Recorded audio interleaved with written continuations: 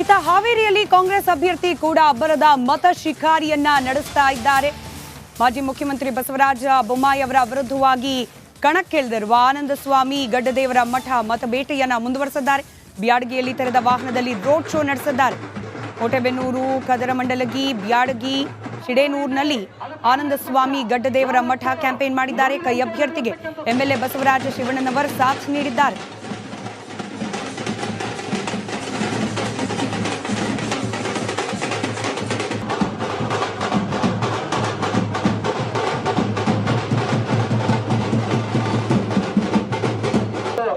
ನಮ್ಮ ಮೋಟೇಬೆನ್ನೂರು ಗ್ರಾಮದ ಒಂದು ಸಂಪೂರ್ಣವಾಗಿ ಓಣಿಗೆ ಬಂದು ತಮ್ಮನ್ನ ಇವತ್ತು ಮತಯಾಚನೆ ಮಾಡ್ತಾ ಇದ್ದಾರೆ. ತಾವೆಲ್ಲರೂ ತುಂಬ ಹೃದಯದಿಂದ ಅವ್ರನ್ನ ಇದೇ ಮುಂಬರುವ ಲೋಕಸಭೆ ಎಲೆಕ್ಷನ್ಗೆ ನಮ್ಮ ಹಾವೇರಿ ಮತ್ತು ಗದಗ ಲೋಕಸಭೆ ಎಲೆಕ್ಷನ್ಗೆ ನಿಂತಿರ್ತಕ್ಕಂಥ ನಿಮ್ಮ ನೆಚ್ಚಿನ ನಮ್ಮ ಮೋಟೇಬೆನ್ನೂರು ನಮಸ್ಕಾರ. ನೀವು ನೋಡ್ತಾ ಇದ್ದೀರಾ ರಿಪಬ್ಲಿಕ್ ಕನ್ನಡದ ವಿಶೇಷ ಕಾರ್ಯಕ್ರಮ.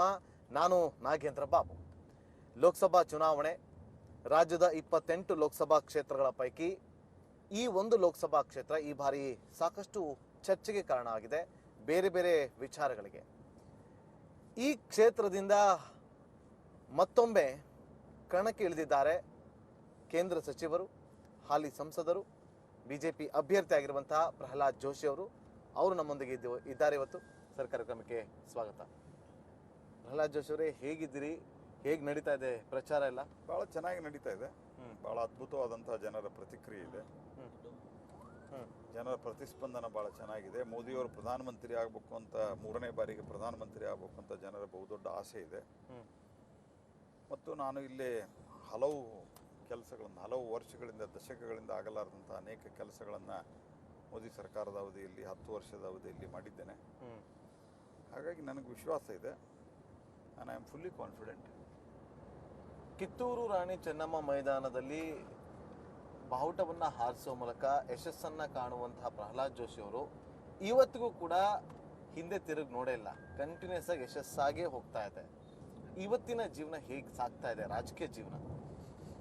ಇಲ್ಲ, ನಾನು ಯಾವುದೇ ಕೆಲಸವನ್ನು ಮಾಡಬೇಕಾದ್ರೆ ಅಥವಾ ಈ ಹೋರಾಟವನ್ನು ಮಾಡಬೇಕಾದ್ರೆ, ಇವನ್ ರಾಣಿ ಚೆನ್ನಮ್ಮ ಮೈದಾನದ ಹೋರಾಟವನ್ನು ಮಾಡಬೇಕಾದ್ರೆ ನಾನೇನೋ ಒಂದು ಆಗಿಬಿಡ್ತೀನಿ ಅಂತ ನಾನು ಹೋರಾಟ ಮಾಡಿಲ್ಲ, ಕನಸು ಮನಸ್ಸಿನಲ್ಲಿ ವಿಚಾರ ಮಾಡಿಲ್ಲ. ಯಾಕಂದರೆ we come from a very very ordinary background. ಸಾಮಾನ್ಯವಾದಂಥ ಒಂದು ಕುಟುಂಬ ನಮ್ಮದು. ನಮ್ಮ ಮನೆಯಲ್ಲಿ ಎಲ್ಲರೂ, ನಮ್ಮ ತಂದೆ ರೈಲ್ವೆಯಲ್ಲಿ ಕ್ಲರ್ಕು, ನಮ್ಮ ಬ್ರದರ್ಸು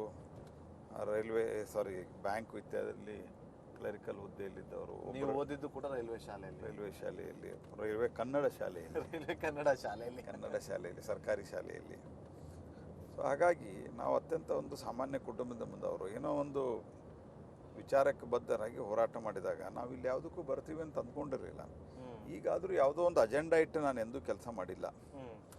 ನನ್ನ ವೈಯಕ್ತಿಕ ಅಜೆಂಡಾ ಇಟ್ಕೊಂಡು ಜನಕ್ಕೆ ಕಲ್ಯಾಣ ಆಗಬೇಕು, ಜನರಿಗೆ ಒಳ್ಳೆಯದಾಗಬೇಕು. ನಾವು ನಮ್ಮನ್ನ ಇಂಥ ಸಾಮಾನ್ಯ ಕುಟುಂಬದಿಂದ ಬಂದವರು ಜನ ದೊಡ್ಡ ಸ್ಥಾನದಲ್ಲಿ ಕೂಡಿಸಿದ್ದಾರೆ. ಈ ಕ್ಷೇತ್ರದಲ್ಲಿ, ಈ ಭಾಗದಲ್ಲಿ ಬಹುದೊಡ್ಡ ಒಂದು ಬದಲಾವಣೆಯನ್ನು ತರಬೇಕು. ಇದೇ ಉದ್ದೇಶ ಇಟ್ಕೊಂಡು ನಾನು ಕೆಲಸ ಮಾಡಿದ್ದೇನೆ ಹೊರತಾಗಿ. ಹಾಗಾಗಿಯೇ ನನ್ನ ಮೇಲೆ ಇಲ್ಲಿವರೆಗೆ ಬೇರೆ ಬೇರೆ ಇನ್ನೇನು ಆರೋಪಗಳು ಅದು ಇದು ಮಾಡ್ಬೋದು ರಾಜಕೀಯ ಕಾರಣಕ್ಕೋಸ್ಕರ. ಆದರೆ ನಾನು ಭ್ರಷ್ಟ ಅಂತ ಯಾರೂ ಹೇಳೋಕ್ಕೆ ಸಾಧ್ಯ ಇಲ್ಲ, ನಾನು ಕೆಲಸ ಮಾಡಿಲ್ಲ ಅಂತ ಯಾರು ಹೇಳೋಕ್ಕೆ ಸಾಧ್ಯ ಇಲ್ಲ.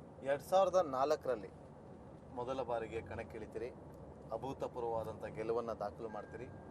ಆದರೆ 2019 ಅದರ ಹಿಂದಿನ ಚುನಾವಣೆಯಲ್ಲಿ ನಿಮ್ಮ ಪ್ರತಿಸ್ಪರ್ಧಿಯಾಗಿ ವಿನಯ್ ಕುಲಕರ್ಣಿ ಅವರು ಇರ್ತಾರೆ. ಸ್ವಲ್ಪ ಟಫ್ ಇರುತ್ತೆ, ಆದರೂ ಕೂಡ ನಿಮ್ಮನ್ನು ಗೆಲ್ಲಿಸ್ತಾರೆ ಕ್ಷೇತ್ರದ ಜನ.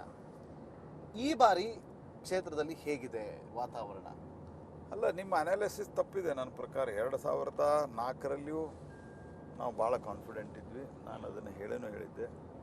14, 19ರಲ್ಲಿ ಮುಂದೆ 9, 14, 19 ಯಾವುದರಲ್ಲೂ ಕೂಡ ನಾನು ಪ್ರತಿ ಸರ್ತಿ ಎವ್ರಿ ಟೈಮ್ ನಂದು percentage of votes total polled ಓಟ್ದಲ್ಲಿ ನನಗೆ ಬಿದ್ದ